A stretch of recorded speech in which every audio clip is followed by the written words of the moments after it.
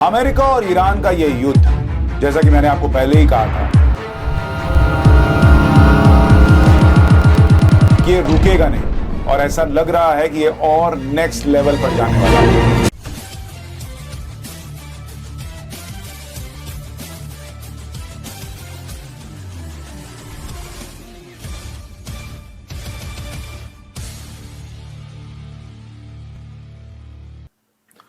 नमस्कार दोस्तों, बहुत स्वागत है आप सभी का। मैं हूं सुशांत सिन्हा। अमेरिका और ईरान का यह युद्ध, जैसा कि मैंने आपको पहले ही कहा था कि ये रुकेगा नहीं।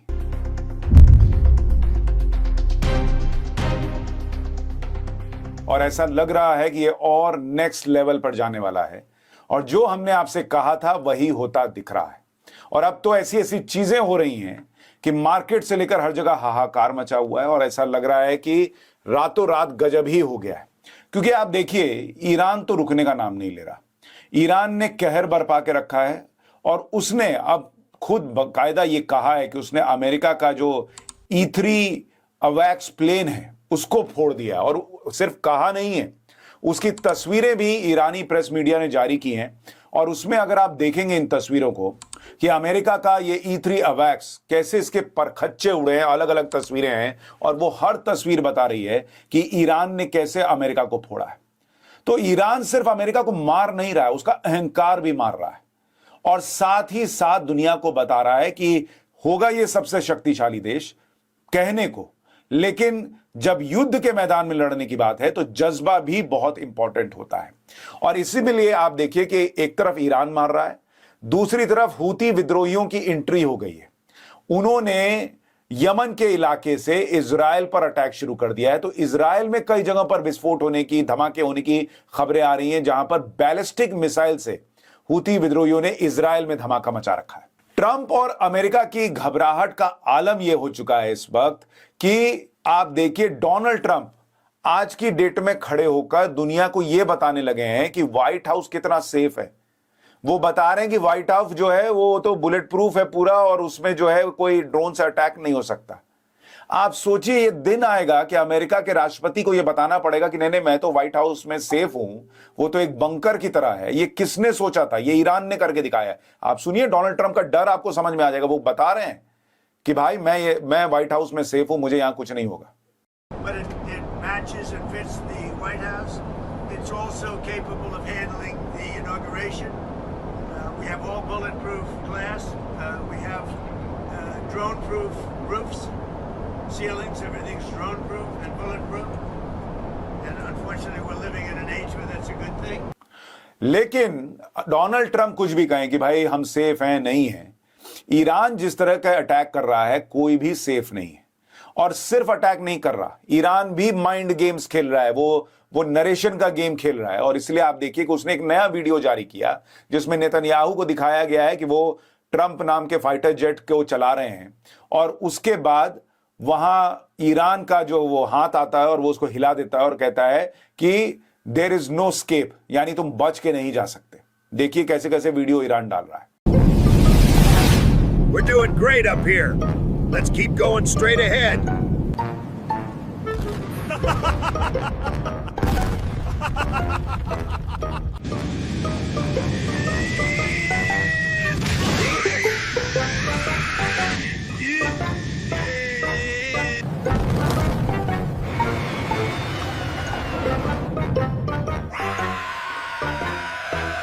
ईरान का मैसेज क्लियर है कि हम तुमको किसी भी कीमत पर जीतने नहीं देंगे, उन शर्तों पर जिस पर तुम जीतना चाहते हो। और इसीलिए डोनाल्ड ट्रंप ने अब रातों रात क्या किया वो बताऊं, उससे पहले आप देखिए, डोनाल्ड ट्रंप की मुसीबत बहुत बढ़ गई है। उनके खुद के देश में वो चले थे रिजीम चेंज करने के लिए, लेकिन उनके खुद के देश में रिजीम चेंज ना हो जाए, डोनाल्ड ट्रंप की कुर्सी ना चली जाए, इसके सवाल खड़े होने लगे।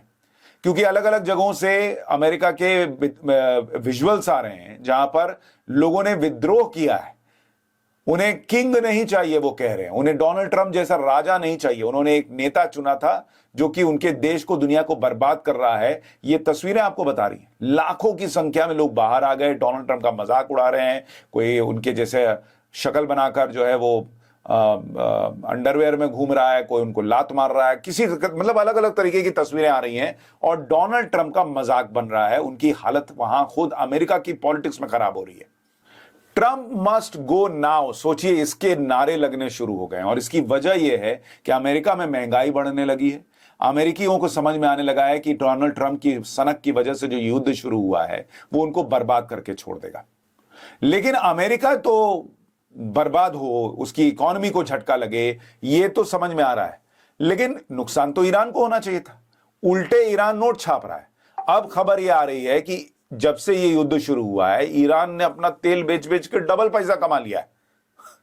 तो डोनाल्ड ट्रंप ईरान को क्या बर्बाद करेंगे बॉस? क्या रिजीम चेंज करेंगे? क्या नुकसान पहुंचाएंगे? आप इमारतें तोड़ रहे हो, लोगों को मार रहे हो, ये तो दिख रहा है, लेकिन वो उधर से जो है वो नोट छाप रहा है, वो तेल और ज्यादा बेच रहा है। और इसलिए डोनाल्ड ट्रंप जो है ना वो भन्नाए बैठे, क्योंकि उनको दिख गया कि भाई ये चीजें तो उनके हिसाब से चल नहीं रही, उनके हिसाब से हो नहीं रही, और अब वो सैन्य कार्रवाई करने जा रहे हैं। इसके पूरे संकेत मिल रहे हैं। उन्होंने अपने जो नेवल शिप्स हैं वहां पर बढ़ा दिए हैं। वहां पर 3500 के करीब मरीन कमांडोज पहुंच चुके हैं जो कि अटैक करने को तैयार बैठे हुए हैं। तो ये जो इंटेंसिफाई हो रहा है युद्ध, ये अपने आप में बता रहा है कि डोनाल्ड ट्रंप को अब यही लग रहा है कि भाई वापस तो निकल नहीं सकते, तो और घुसो और मारो, शायद ईरान को खत्म करके हम जीत सकें। और इसको करने के चक्कर में इजराइल और अमेरिका ने जो बेशर्मी कर दी, आप सुनेंगे तो हैरान रह जाएंगे। उन्होंने, ईरान का दावा है कि उन्होंने ईरान के पानी पर अटैक कर दिया। ईरानी मीडिया का दावा है कि हफ्केल में एक पानी का स्रोत था जिस पर अमेरिका और इजराइल ने अटैक किया। और देखिए, ये जितने खाड़ी के देश हैं इनके लिए पानी की बड़ी अहमियत है। ये समुद्र का पानी जो है ना उसको ठीक करके और फिर इस्तेमाल करते हैं। तो अगर ईरान ने खाड़ी देशों का पानी बर्बाद करना शुरू किया, क्योंकि उसका तो टिट फॉर टैट चल रहा है, तो सोचिए कैसा कहर मचेगा। और वो पहले ही कह रहा है, उधर अमेरिका की खबरें तो आ रही हैं लगातार कि उसके सैनिक घुसेंगे। तो ईरान ऑलरेडी कह रहा है कि भाई तुम आओ, हम तुम्हारा इंतजार कर रहे हैं। वो बाकायदा उसने एक पोस्टर बना के जारी किया है, वेलकम टू हेल, मतलब आओ, हम तुम्हारे लिए नरक बना के बैठे हैं, तुम्हारी जिंदगी नरक बना देंगे, तुम्हारे सैनिकों को मार मार के जो है ना उनकी हालत खराब कर देंगे। और उसने एक एआई वीडियो भी जारी किया जिसमें वो अमेरिकी सैनिकों के ताबूत दिखा रहा है कि तुम आओगे प्लेन से, लेकिन तुम्हारे सैनिकों के ताबूत जाएंगे, यानी सबको मार के भेजेंगे, और लिख रहा है वेलकम टू हेल। देखिए जरा वो video.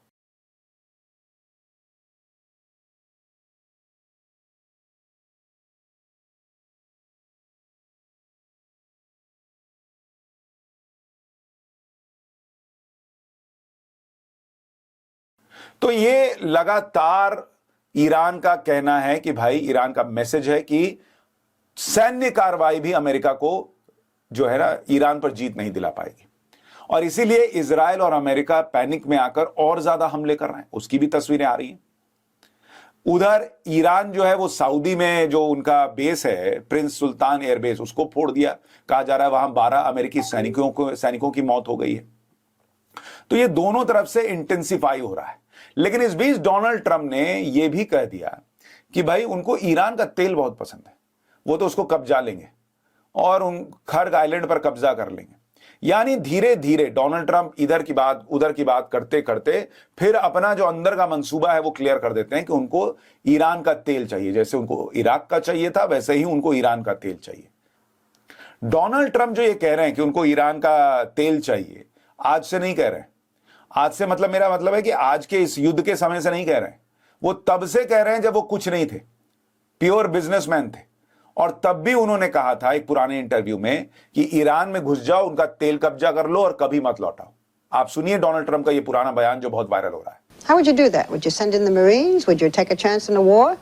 Let them have Iran. You take their oil. That's what Well, how? How? I mean, do we want a war? What do you mean go we in, take their oil? You go in. You're How gonna have do a we war, go Barbara. in? You're going to have a war by being weak. Okay, how do we go in? What do we do? Excuse me. Yeah. You're going to have a war. यानी Donald Trump का हिसाब clear है कि वो तेल के लिए Iran में घुसे थे। रिजीम चेंज करना, ये सब फालतू की बात है। ये सब कहना कि भाई हम रिजीम चेंज करने गए थे, लोगों को न्याय दिलाने गए थे, कौन सा न्याय? आप जिन लोगों को बचाने गए थे, आपके हिसाब से क्या वो नहीं मर रहे हैं ईरान में जब बम फट रहा है? आप क्या चुन चुन के ऐसे बम गिरा रहे हो जिसमें कट्टरपंथी मर रहे हैं? जिन्होंने उस कट्टरपंथ का विरोध किया था वो नहीं मर रहे हैं? ऐसा कोई बम है आपके पास? यानी जिनको बचाने गए थे उनको ईरान के लोग मारे उससे पहले, अब आप मार दे रहे हो। तो आपने कौन सा न्याय किया? आप कह रहे हो कि दुनिया को आप जो है वो परमाणु बम के खतरे से बचाने के लिए सब कर रहे हो। कौन सा परमाणु बम का खतरा? दुनिया को अगर लगता तो दुनिया अपने हिसाब से देख लेती। दुनिया ने आपको तो टेंडर दिया नहीं था कि आप कर दो हमारी तरफ से। स्ट्रेट ऑफ हॉर्मूज खुलवा देंगे हम। क्यों खुलवा दोगे? वो ऑलरेडी खुला हुआ था, दुनिया ठीक से चल रही थी। खुली हुई चीज को बंद करा के खुलवाना कौन सी जीत है भाई? और उसके लिए इतने लोगों की जान, इजराइल में लोग मर रहे हैं, ईरान में लोग मर रहे हैं, सऊदी में लोग मर रहे हैं, यूएई में लोग मर रहे हैं, खाड़ी देशों में लोगों की मौत हो रही है, वहां रह रहे कुछ भारतीयों की भी अलग अलग हमलों में घायल होने और मरने की खबर है एक आध। तो ये जो हो रहा है, दुनिया भर में महंगाई बढ़ रही है, तेल के लिए हाहाकार मचा हुआ है, पाकिस्तान में लॉकडाउन लग रहा है, श्रीलंका में लग रहा है, भारत में जो है वो एलपीजी का संकट खड़ा हो रहा है, सरकार अपनी तरफ से प्रयास कर रही है कि उससे कैसे निपटना है। अमेरिका में महंगाई बढ़ रही है, दुनिया के अलग अलग हिस्सों में महंगाई बढ़ रही है। सारा तमाशा आपने कर दिया और अल्टीमेटली आपका मकसद क्या है? ईरान का तेल लूटना, जिसके लिए आप कह रहे हो कि हम सब ये सब करेंगे और हम जो है वो अब ईरान के तेल को लूट लेंगे। लेकिन लूटोगे कैसे? वो लूटने देगा तब तो। वो तैयार बैठा है, वो कह रहा आओ आओ, हम तो चाहते हैं कि तुम आओ, हम तुम्हारी जिंदगी नरक बनाएंगे। और मुझे लगता है कि डोनाल्ड ट्रंप को जाना ही होगा, क्योंकि उसके पहले कोई रास्ता निकल नहीं रहा। इन्होंने पाकिस्तान को टेंडर दे रखा है बातचीत का, मुझे कोई बहुत उम्मीद वहां दिख नहीं रही। कुछ रास्ता बातचीत से निकल जाए तो बहुत अच्छा होगा, लेकिन बातचीत का रास्ता मुझे तो लगता नहीं कि फिलहाल दिख रहा है। आपको दिख रहा हो तो कमेंट करके जरूर बताइएगा। लेकिन फिलहाल ये युद्ध और बढ़ेगा, इसकी पूरी उम्मीद है। आपकी राय क्या है? कमेंट जरूर कीजिएगा, वीडियो को लाइक और शेयर कीजिएगा। नमस्कार।